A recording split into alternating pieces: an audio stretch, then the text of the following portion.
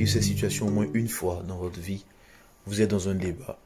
Donc c'est une guerre d'idées, une guerre d'arguments.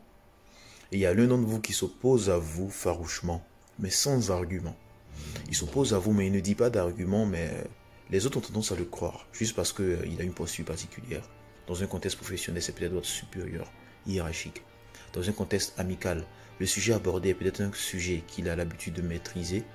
Et par cette coïncidence approximative qui veut qu'il ait peut-être déjà eu un rapport avec le sujet, les autres ont tendance à le croire, même dans son opposition, qui est une opposition illogique, sans argument.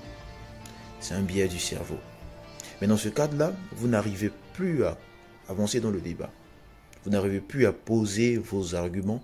Vous n'arrivez plus à convaincre, parce que dans convaincre, il y a à vaincre, juste pour cela.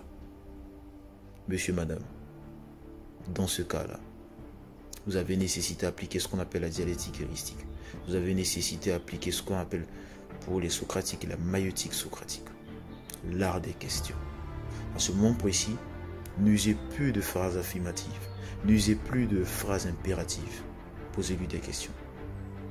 Des questions qui vont les conduire à se fourvoyer. C'est typiquement l'ad absurdum, c'est-à-dire le pousser à l'absurde. Alors, tu t'opposes parce que, ou parce que. Et il répond. Alors, ton opposition n'est pas basée sur. Et il répond. Alors, si je comprends bien, tu me dis, et j'interprète logiquement, les autres seront d'accord, que. Et là, il répond. Et par ce genre de questions, vous les conduisez peu à peu à se fourvoyer, à devenir absurde. Et là, assurément, vous arrivez à vaincre ce type de personne et ce type d'opposant. Alors, c'était Pierre dans le cas de la famille Lucie. Et ce que je viens de vous apporter, c'est une technique de débat. Et le débat, c'est super important. Que vous soyez des politiques, que vous soyez des membres de haute sphère, des cadres. Par nécessité, vous serez amené à débattre sur des sujets. Et parfois, ce qui fait la force d'un débat, ce qui fait le moment du débat, ce n'est pas l'argument le plus fort, le plus juste, c'est la gestion de l'art du débat.